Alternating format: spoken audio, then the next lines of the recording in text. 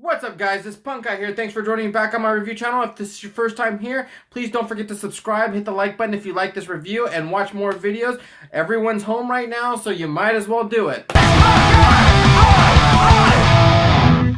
Hey guys, in all seriousness, thank you for joining me on this channel. I really do appreciate you guys watching these videos. So let's get right into the review. And today we're doing Body Count's 7th full-length album. That's right, the guys that brought you Cop Killer are back for their 7th full-length album.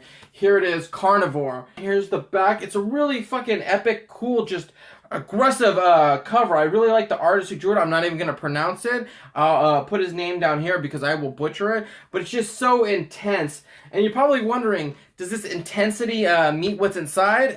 Let's talk about it. So like I said, this was released on Century Media Records, and this is the follow-up to 2017's Bloodlust, which I extremely enjoyed. And if you know anything about Body Count, you know that they are a metal band, but they kind of cross between all these different types of genres of metal. Really, the original rap rock genre into like some new metal. They do a little bit thrash, and most importantly, I would consider them mostly like a hardcore band, and to me, they are at their best when they are that hardcore sound. And although at certain points in this album, it can get really, really heavy, I think for the most part, I think Bloodlust is actually a heavier album. As far as the quality of sound goes, this album is really top-notch. The bass is really heavy and thick, the drums are blaring, and Ernie C on the guitar has the most riff-tastic sound. Riff-tastic. It really does have one of those major label production feels to it. They have a lot of collaborators on this, and why not? They've been grandfathered in long enough to have that collaborator territory feel. That's what this album is full of. It definitely has that hip-hop feel as far as bringing in other artists and other instrumentation into this album, because there are definitely some good collabs on here. Riley Gale, Point the Finger is an extraordinary, awesome track, and also not some good ones. The one with Amy Lee, When I'm Gone. Lyrically, the hip-hop icon Ice-T has really mastered his opinion. He knows what he wants to say and how to get it across. This album is full of his powerful message from street life, political activism, to just raw, straight grit, fortitude, emotion. And to me, that's why I prefer when they delve into that more hardcore sound, because those elements of hardcore really resonate with me with the punk rock ethos. But let's get right into the tracks. Now, the first track I want to talk about is Carnivore, which is their title track. And it is probably one of the heavier songs, this, with Point the Finger and No Remorse. And it just has that real visceral and aggressive sound to it, especially during the chorus when they're yelling Carnivore, and has that animal background sound in it. And lyrically, Ice-T is using the metaphor of being a wild beast to describe humanity at its worst.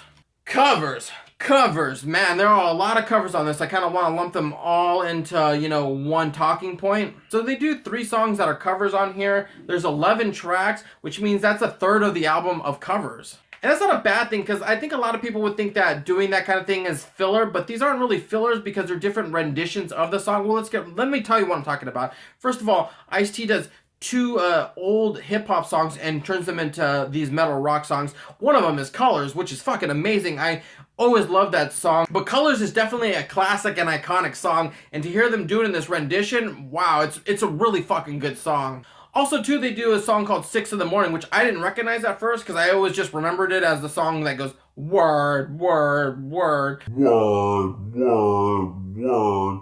But it's a really great metal hip-hop rendition. I really do love that era of hip-hop. You can tell it's an older song because nobody really uses those rhymes or vernacular like that anymore. It's just really kind of a cool, epic thing. If you grew up with it, I think you're going to really love these versions of it. Now, the third cover they do is a Motorhead song. And what Motorhead song are they going to do? Ace of Spades, of course. Hot take, it's meh.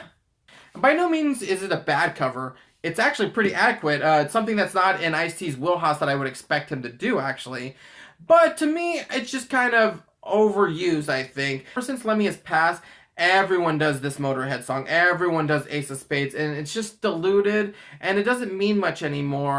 Now let's talk about the lowest point on this album. It's the track When I'm Gone with Amy Lee of Evanescence, and to me, that's just a weird combination to begin with. They could have either pulled it off or not pulled it off, and they didn't really pull it off. I could totally see some producer at some record label being like, this is the one that's gonna grab those kids. It's a commercial crossover. Just skip the track. Pretend it doesn't exist on the album. But on the opposite spectrum of this is Critical Beatdown, which just is a straightforward gut-punching hardcore song with a fucking badass breakdown in it.